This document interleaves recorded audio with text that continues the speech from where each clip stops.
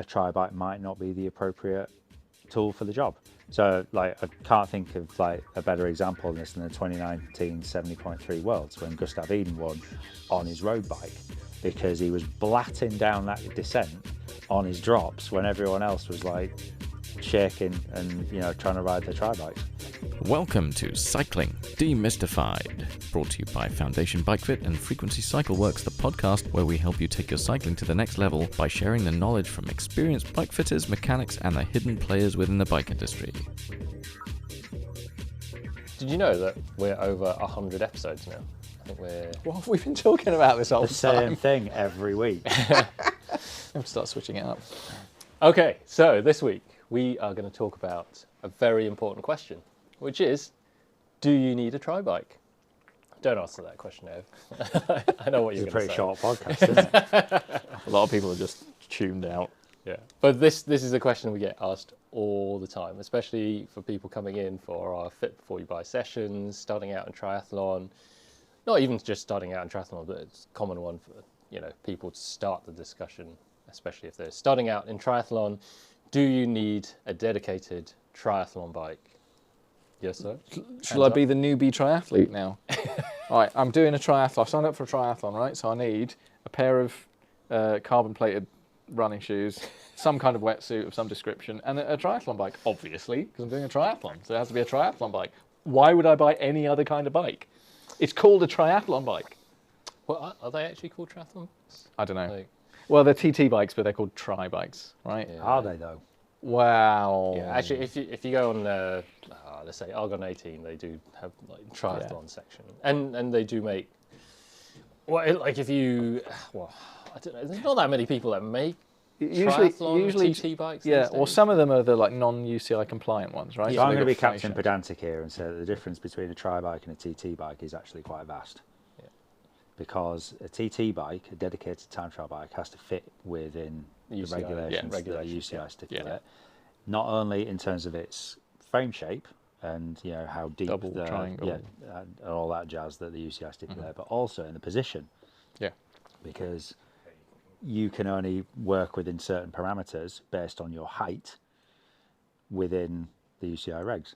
Whereas triathlon doesn't care about that, so you can do whatever you want. Triathlon only cares or doping control. But that's a podcast for another day. Controversial. So the difference between a triathlon- tri-bike and Okay. a TT bike Yeah. is they're two different sports and require and have two different Triathlon bikes have little bikes. Little Snack boxes. Snack boxes. Yeah. Yeah, And that's the bento main boxes. difference. That's the main difference. and tanks inside the Yeah, frame. sometimes tanks and Yeah. But the specificity of a tri-bike has been increasing of late with all those kind of features, Yeah. hidden storage features, and also in geometry. Yeah, and the positions you can achieve, Yeah, or achieve is the wrong word, but you know what I mean, contort yourself into. Because if we learned anything from Hawaii last year, there's always a way of changing the position. There's always someone who's going to make some kind of 3D printed or Every other generation forgets to look back at history and makes all the same mistakes. Cyclical. We'll just keep doing the same. Is that your profound statement? history of is the- Yeah. cyclical. Yeah. I mean, prove me wrong. Let's not get into that, because I know exactly where that's going. Let's come back to the Do you question. need a tri-bike? podcast to talk about politics. Yeah, but what's the thinking behind this? So, why does this question even exist? So, what's going on in the mind of someone who's coming into the sport? What are they seeing? What do they think they need? Because you said Ev. Branding, right? Yeah. Well, like you, it's cool if you call something, you're doing a triathlon, so you need a triathlon bike. And every time, all the pros, I don't know, can you call them pros, triathletes? I don't know. Yeah. They get Every- paid. Professional yeah, just means you get paid for what you do. It doesn't necessarily mean you have to be Doesn't good mean you at have to it. be any good, yeah. But when you think of triathlete, if you Google triathlete or whatever, you see triathlete bicycle, you're going to see somebody on a bike with aero bars, right? You're not going to see people on road bikes You are in draft legal in racing. draft short legal course. race. Okay, but like generally, if you think of a triathlete riding a bike, it's We're talking about long course here. So Yeah. half Ironman, Kona 70.3, level. full distance racing, Ironman racing, rather than short course sprint Olympic distance racing. So this is the thing. It's an even more specific tool for an even more specific job. So, you know, like, this makes the question even more potent.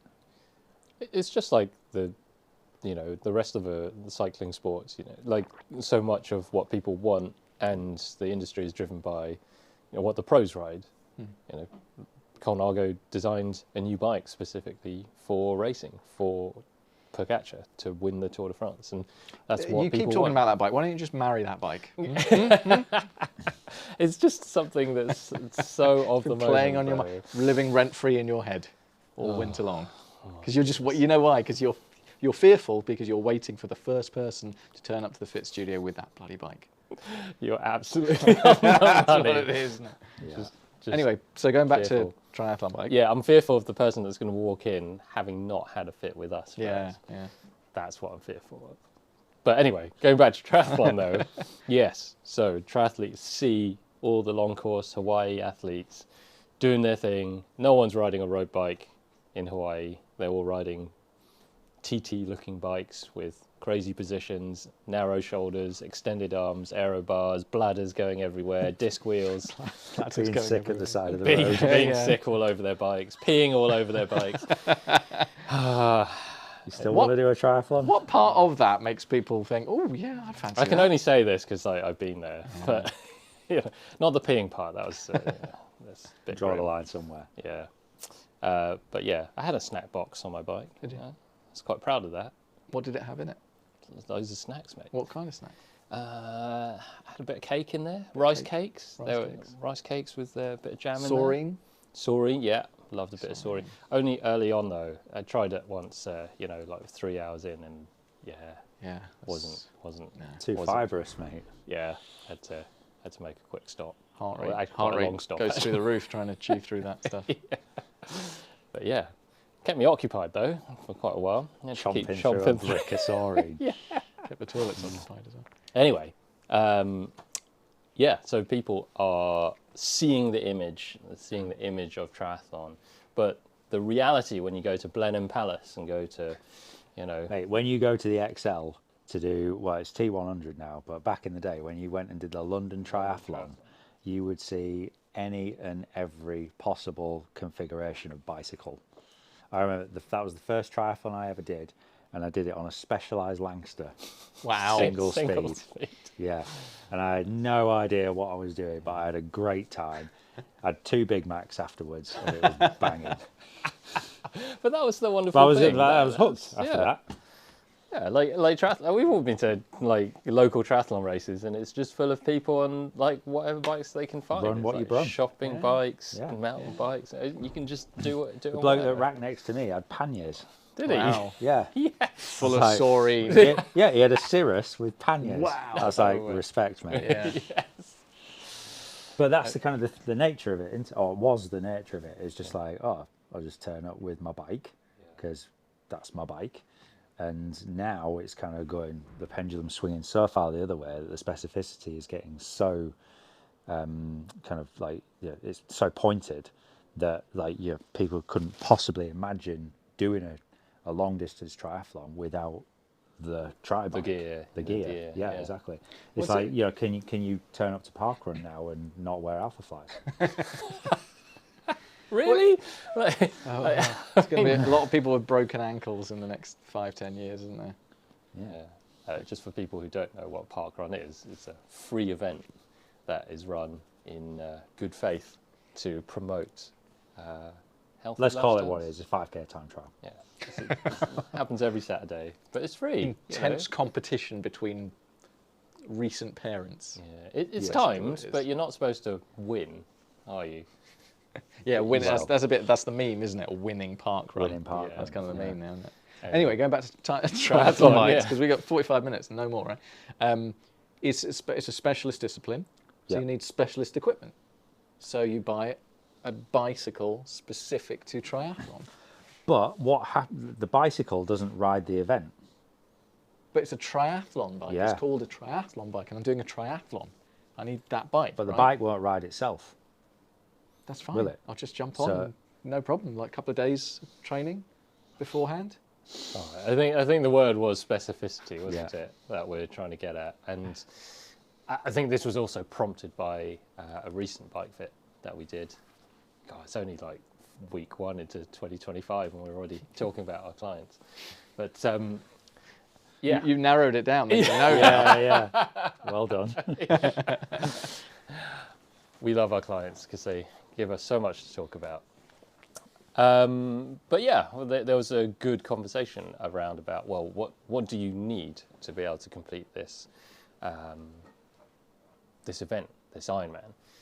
And just because you see the pros riding TT bikes, aero bikes, triathlon bikes, does it mean that you need it as well? Is it appropriate? Should people, maybe even for their first Ironman, be getting a TT bike, a triathlon bike? That's the question that's in How my many head. triathlons did you do before you got a time trial bike?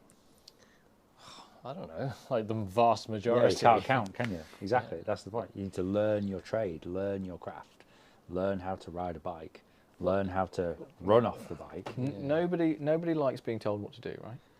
But why not? That's what I do. That's your job. That's my job. I literally get paid to tell people what to do. Is there perhaps? I say this sheepishly because I know I'm going to get piled on by our thousands of listeners. Should there be some kind of accreditation? They should have license plates and insurance. Well, no, but if you're not an accreditation, if you've never done one before, like if you've never swum before, you don't jump in at the deep end, right? I mean, you might. If you're me when you were just because you can, it doesn't mean you your should. Big brother pushes you into the deep end, Exactly, then maybe. But should people who are signing up for their first triathlon not be encouraged to, or forced even, to ride a regular road bike? So I'm going to take my facetious hat off now and put my actual try and give some good advice hat on. So it's like we talked about before. It's logic versus emotion, right? And the answer with everything in bike fit especially is it depends, right? And you've got to go into it eyes wide open. And the only decision you can make is from a place of having as much information you can as possible to give yourself the best chance of making an informed decision. So unless you've got, like I said, information to make a well-informed decision, you're going into it eyes wide shut. So it's kind of all about knowing kind of what you want, but also appreciating where you're at. So yes, a tri bike might be a good idea, but it also might not be, depending on lots of different things. So how your body functions, can you actually get into the position that a tri bike requires? Can you sustain it for the duration of your event whilst producing good force and consistent force? And can you run well off that position? Because the longer the event, the longer the potential walk is. Yeah, basically. That's the and huge sometimes, and there's another element as well of handling. Tri bikes handle vastly differently to a road bike, so you need time to get to know that bike and be comfortable with not only maintaining the position but also how that bike handles as well. So if you're going somewhere particularly windy or there's a descent, like a big descent on that particular course, if you can't ride that bike with confidence, then you're going to lose time, which is ultimately why these bikes exist, to get you from point A to point B as fast as possible.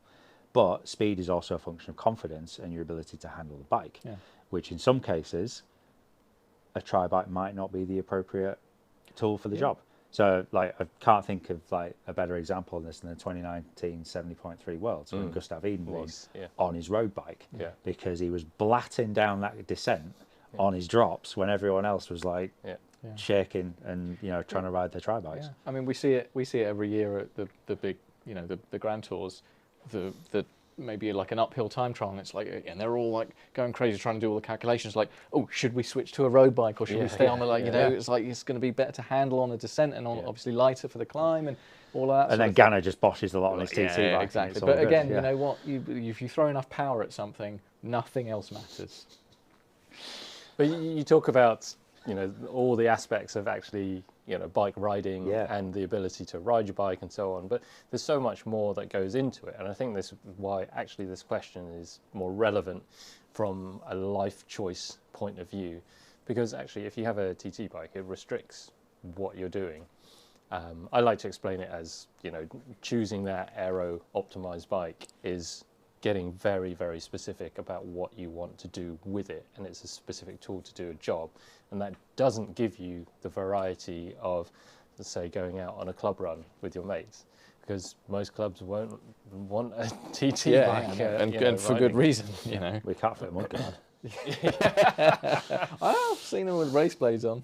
And if you're riding around London, London roads, it's just so You win your local uncomfortable commute. on a TT bike. And this is the thing, is we're not saying tri bikes are necessarily bad and people shouldn't buy them. Yeah. It's just making sure that you are aware of what it is that you are buying and the potential kind of journey that you're going to have to go on once you make that purchase. Well, this is where the community thing comes into it, right? If you go into something completely blind and you've not talked to anyone else, you're going to walk into a shop and be like, I'm going to do a triathlon, and the people in the shop are going to be like, well, here, I'd like to sell you a TT bike, right? Whereas if you did something like, first of all, join a triathlon club, let's say, and you speak to like-minded people, and they'll tell you, look, you know what? We all started on road bikes, and it makes more sense because you've never ridden one of these things before, and it's like, a bit of a handful. So you get that education, learn from other people's experience. Absolutely. And that's, like and sometimes, people will do you the disservice of just being like, yeah, mate, you should get a TT bike. Yeah, it's faster, blah, blah, blah, So we got to use that. Like, there's so many of us. You got to But it's just join gathering the club. information so you can make better informed decisions. Yeah. That's it. And rather than making like a knee-jerk purchase or exactly, decision based on emotion. Yeah.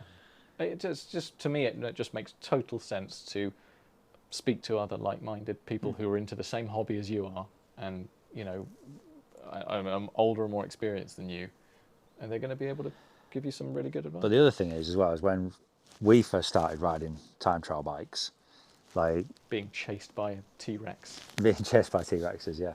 But tri bikes were a lot simpler back in the day. And I mean, road bikes were a lot simpler. Yeah, that's a good point. But you could make more adjustments yourself to your tri bike. Like I spent the vast majority of my time trial kind of bike riding on bikes with normal front ends. So I had a P2 for ages, and just had a regular stem clamped onto a regular base bar. You can mess around with all kinds of stuff really quickly, and it's super easy. Nowadays, you need a PhD in, like engineering to, take a tri-bike apart. Mechanics don't even want to do it because they're that complex. So unless you're... You love a good tri-bike. You love a tri-bike, don't you? Yeah, it depends what it is. But unless you're kind of like very sure of your position or you're very confident in tinkering, then you're going to potentially struggle and not get the best out of that bike that you bought. Going back to the triathlon bike versus TT bike thing, and we talked about like the fact that there are differences because UCI regs for TT bikes, and you don't need to worry about that for a triathlon because it's a complete free-for-all. But what would make more sense for triathlon bikes is for them to have traditional front ends and be easier to take apart and put back together, because triathlon is one of those sports where you're probably going to be traveling with your bike. Oh yeah, exactly. Yeah, right. Which is why it makes no sense to spend hundreds of pounds on a bike fit, get everything perfect, and then pull it all apart, get to the other side all flustered, wherever you've gone. You get your arms like blooming scanned and get a fully custom front end made, and then realise you can't get it in your bike box. Yeah, exactly. What are you going to do? Ride to the event. Ride to the event, yeah. You're going to 70.3 Worlds in New Zealand. Yeah. You live in plus Clacton. and minuses, because if you do get the complete 3D printed front end, then all you need to do is bolt it back together, and it's going to be your perfect position. But like you say, if it doesn't fit in a bag or a box or whatever, you're effed. Yeah. So it's like this, the specificity and the complexity of these bikes now is just getting so crazy. I guess the question is, what's the cost, or what's the gain? What are we trying to gain through the complexity, the aerodynamics?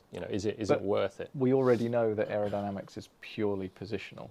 nothing really to do with any of the gubbins on your bike. It doesn't matter how much money you throw at it. Somebody's going to come along with a steel bike and beat you because they've got a better position. Rob that they English. can put out more power, right? That's it. It's as simple as like we say with Ganna. Doesn't have the most aerodynamic position because he's massive. Because he's big, right? But he's got power in droves. I mean, Ganna's pretty aero. He's pretty aero, but not compared to say Damn big. right. Well, yeah, 'cause it's just who's aero, Yeah, but not ain't got the power powerful, to challenge somebody like any World Tour pro, right? And it's just if you can put out power. Like motor racing, it's not all about If you aerodynamics. look at back in the You day, put out right? power. Your Cancellara's, your Yeah. Indurans, your Exactly. Armstrongs. Armstrong, like- perfect example. Like Lance's TT position was pretty terrible. But it was- in terms of aero. It was really good it for was his really- biomechanics, exactly, right? It was yeah. perfect for his biomechanics. Like the guy could, what was it? Was he on 175 mil cranks or At 172s? least, right? Probably And 177 and a half. And yet he was like spinning like a Yeah. top, like a spinning top. But that's the thing. It's like finding out what works for you, Yeah, and that might not necessarily be a tri bike. exactly. Though, having said that, probably one of the best buys you can get at the moment is a second-hand tri-bike with that inbuilt adjustment, like a P2. 2015, like, Yeah. Well, even they made that bike all the way up to like 2019. There's a disc then- brake version of it. yeah, the with P the regular series. front Yeah. end. Yeah. The P series is like the ideal tri bike, especially the entry level one, 'cause it's got cable actuated discs, Yeah. which Oh, is super easy to Remember travel what with. I was effing and blinding about cable discs on a specific tri bike because everything was hidden away with like aero And the cable routing. The cable routing was a Yeah. bit like you had to take everything apart to make adjustments. But actually, for a triathlon, again, where you're traveling, you have to put it in a box. You have to take it. You maybe have to fly with it. So you're going to pressurization, all that rubbish. That you might get to the other side, put it back together, and your hydraulic brakes don't feel quite how they felt when it was set up. You don't get any of that with cable discs. Yeah. It actually makes perfect sense because triathlon, your brakes aren't super important. Well, if you're braking, you're doing it wrong. Exactly. and actually, they're perfectly good, and they actually work really, really well. Put You just set Grotax them on, up. Grotac equals on, Grotax, yeah, with yeah. compressionless cable housing. Yeah. Bueno. Oh, to be honest, any cable actuated disc, as long as you've got compressionless brake housing, and some manufacturers conveniently forget to use that, which makes me wonder why they're bike manufacturers. They'll be awesome. But the point is, They'll be- you have to think about this stuff if you are deciding to make a tri-bike purchase. Think about the logistics. Yeah. I know it's boring, but can you travel with your bike? Can you build it at the other end? Yeah. Or are you going to go to the mechanics and a day before in Yeah. a flap? Yeah, exactly. Where poor planning on your part doesn't necessarily constitute an emergency on Well, theirs. because they've got 10 people 'Cause before they've you in got the 10 queue people with before the you with same the exact problem. same you know? problem. Shouldn't they sell triathlon? Shouldn't that be another differentiation between a TT bike and a triathlon bike? When you buy a triathlon bike, it comes in a box, in a bike box that you can travel with, and it's designed in that way to fit in the thing, and then you just unfold it and sort of put it together. it's a pretty good idea, actually. not There bad is idea, is it? that diamond Yeah. that came comes was with pretty- bags. Diamond or Diamondback? No, No, not no, because Diamondback. Diamondback Diamondback made a wild tri-bike Yeah. back in the day, and they got a convicted doper to ride it. But no, this is another smaller Hearsay. brand, which is based on like the old soft rides and the old Yeah. Zip, Oh, like yeah, 3000. Oh, with the with the thing, yeah, the swooshy. Wide. the swooshiness. Y frame design. Swooshy. But it comes with bags, Yeah. so you can just take it apart. You Yeah. basically take it this massive pivot that Yeah. gets the what is effectively the beam. the beam. I was going to say half the top tube, but yeah, the beam. It's you it's just take that off. And you basically, just it's got put a it back. leaf spring suspension. Yeah, exactly. Amazing. Soft ride. Yeah. But you can achieve a very good position just using a road bike. Clip-on aero bars. Oh. But you can do it. And, that might be a better introduction into a faster position, maybe. But also, there's even a road bike category in time trialing now. So, you can ride fast on a road bike. Didn't George Fox ruin that? With his Argon 18 tri-bike with drop bars on. Well, there's always outliers, aren't Do there? you know, that should be the rule. They should absolutely make that the rule. Like, you can't do a triathlon on a TT bike until you've done at least one road bike. But that's specifically. gatekeeping. So, what's wrong with gatekeeping? That's a really good way of keeping people safer and actually having some kind of what's So the word? basically, you turn up to a lay-by on the side of the A414 or something to Yeah. do your road bike, and you've got the dude who's like guarding the gates of Asgard. Yeah. It's like, no TT bike. No until TT Well, bikes. no, put it this way. If you want to do something like a long distance Audax, like Paris, or is it Brest? No, No, you I start don't know, at it's got the word PBP. Brest in it. PBP. PBP. You can't do that without having already done a certain amount of Audaxes Yeah. of a certain distance, Yeah. because it makes sense. Somebody coming into that green and then just getting lost in the middle of bloody nowhere and dying, they don't want that on their conscience. So you put some controls in. It's the same with everything. It's like track. You don't get to ride on indoor track without some kind of accreditation. Yeah. To understand that everybody's on the same page, because you're competing against other people and they're Just riding the poking the bear. same Just roads. poking the bear. Same thing. Crits. Crit racing is a free-for-all and it should be banned because there's no bloody accreditation in crit racing, and there really should be, because you turn up to a crit and you pay 25 quid or whatever. The entry fee is probably more nowadays. And anybody who's just been on the turbo all winter, has no bike handling skills, can turn up and you're sharing the track with them. I mean, that to me is Isn't it just absolutely unacceptable. natural selection? Yeah. Natural selection when everyone's in the emergency room with broken bones. Yeah, that's great. But going back to the kind of the old days of triathlon, when actually it was a really accessible sport, and the idea was that it would be welcoming for athletes of all levels, and it's interesting seeing how it's changed. Yeah.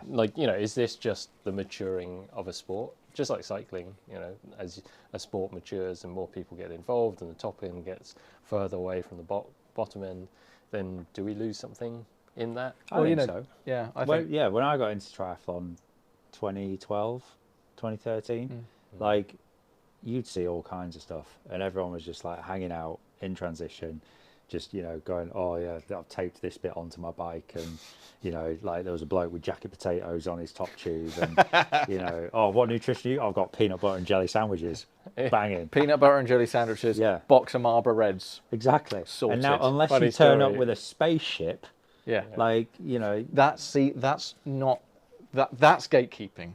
Is people believing that they need, or brands trying to convince you that you need that in order to enter. Accessibility is what you were talking about, which is nothing to do with the equipment. It's to do with community. It's to do with oh, Doug, get me Bringing- started on that. I mean, triathlon itself is inherently, it's a difficult space to get into because you require all this equipment anyway. You need all the shoes, you need the wetsuit, you need the bike, and then you need to get there, and then you've got to pay your entry fee.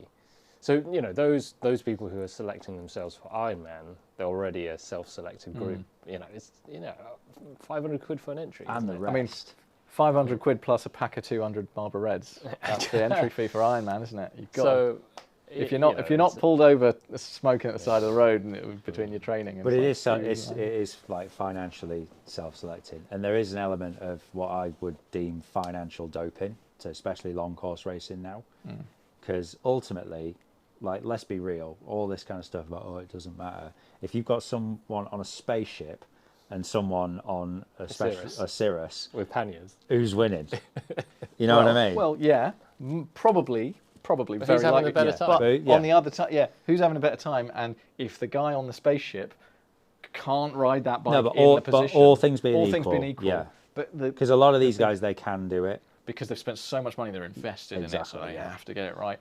But guaranteed, put the Cirrus dude with the panniers on the spaceship. Put Colin on the. He's going to blow them all away, right? But put Colin on the Cirrus, and He'll probably still. yeah. Well, he hasn't ridden his bike for a while, so. But like that access, that barrier to entry now is so high that I feel like that wasn't a thing when we started. So. But winning has never been the thing, has it? I mean, Well, you don't you're not win. competing to win the whole thing. You're competing only with your. It's a time trial. It is a time trial, effectively. So yeah. it's But just, you're it's always just, comparing yourself with yeah, other that's people. fine. But of course, if you are a bloke with a Cirrus and panniers, you're not going to compare your times. You're a with completer, not a competitor. yeah, exactly. And if there's another bloke with a Cirrus with panniers, you're competing with him. Yeah. And you know. But I feel like smash him. that kind of like grassrootsy community element of triathlon's just kind of been lost.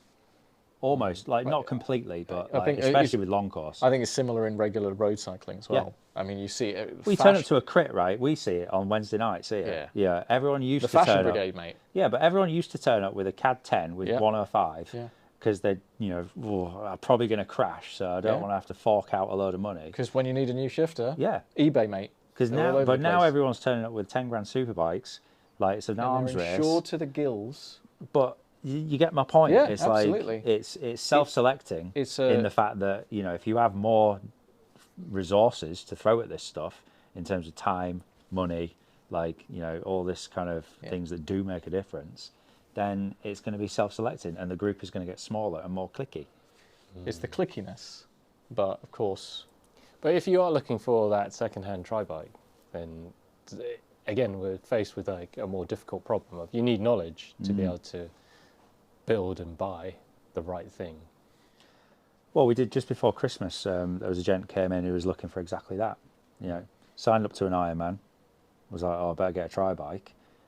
Came in for a fit because he had been he'd had a fit before on his road bike. I was like, okay, right, I need some knowledge here. I don't know what I'm going to buy. Bought a banging old P3 with like Di2 carbon wheels. Like, yes, it had rim brakes, but it had a fully adjustable cockpit. Like, 1,500 quid. Yeah, great. What an absolute bargain. And it's adjustable. You can travel with it and you can maintain it because it's basically a normal bike with different handlebars. There you go. Knowledge buys you speed. Does, and comfort. And comfort. Okay. And your mechanic will love you too. So we answered the question, do you need a tri-bike? It depends. That's the answer. It's Get off the fence. It depends. I think, it does depend. And we need to find out. That's ask yourself the question. Go and find out. Talk to some people. Get some opinions. And then make a decision. Don't feel like you need to buy a tri-bike just to compete in triathlon. And also, as with all kinds of any discipline or anything that requires some gear, or something, give yourself some headroom. If you go banging out a spaceship straight away, there's nowhere to go. There's nowhere to go. You start, and you as you mean to go on, and then you kind of, it's almost like you congratulate yourself if you succeed in what you were doing. But that would like be delayed gratification. Yeah, but like what? I'm not going to. Yeah, we will caveat that our outlook is always long term, and we assume that people want to be in the sport for a long period of time and enjoy their sport, develop as athletes, become students of the sport. If you just lost a bet and been signed up for a triathlon, well, it's the only one I'm ever going to do. Then fine, do it. If you've got the money, go for your life. Yeah. But but I think that's kind of what happens with Ironman more than many other events. That because it's fairly extreme, people do. It's a one and done. Like people just enter for that one race, and they either get the bug or they don't, right? Yeah, but I think a lot of people will just do that one. Tick the box. Or they suddenly realise, actually, this is my calling, and I shall do this every year for the rest of my life. Or they get the opposite. Or the opposite. Oh my goodness, never going to ride a bike again. A lot harder than they thought it was. But you don't know until you do it. So but however you go about it, try and go into. Like I said, if you throw yourself in the deep end before you can swim, you're likely to drown. Yeah, there's no wrong or right answers, But as always, better results usually come from better preparation. That means figuring it out before you drop your 10 grand on your super bike. At least have a conversation with the experts before you spend any money. Yeah, or but go then, signing up for everything. Then also we'll just tell them to ride their road bike. Probably, yeah. So it's true. Anyway, hopefully there's some useful bits of information in there. Again, thanks for listening if you made it this far. we love triathlon, really. We've done enough of it. Yeah. You have. I've never done it. Oh, maybe that's our new Not project. a chance. 2025. Let's get Ev triathlon ready. If I'm getting in water, there better be fish to look out. We're going to Hawaii. There's turtles. Not in Royal Docks, mate. Exactly. There's nothing to see. It's blackness. Vast blackness. All right. If you want to see Ev do a triathlon, let us know which one it should be. How many comments or likes would it take for you to do a triathlon? 1,000. 1,000. At least 1,000. That's achievable. You reckon? Yeah. Yeah. You've seen our numbers. I'm fairly confident. All right. 1,000 likes. 1,000 likes, Ev will do a triathlon. Fine. All right. See you next week. Bye. All right. If you made it to the end of this episode, thanks for listening. If you enjoyed what you heard, do leave us a rating or review, as this really helps other riders find our podcast too, and motivates us to keep making more episodes. Thanks for your support, and catch you on the next one. Suffering from numb hands, tingling toes, and any other persistent discomforts when you ride? These are all signs that your bike fit could be improved. If you're bike fit curious, get in touch with Wei or Matt by emailing info@foundation.fit or finding them on Instagram @FDN_bikefit. Finally, for all your bike servicing needs, custom dream bike or hand-built wheels, go to www.frequencycycleworks.com or find me on Instagram @frequencycycleworks. Until next time, keep on spinning.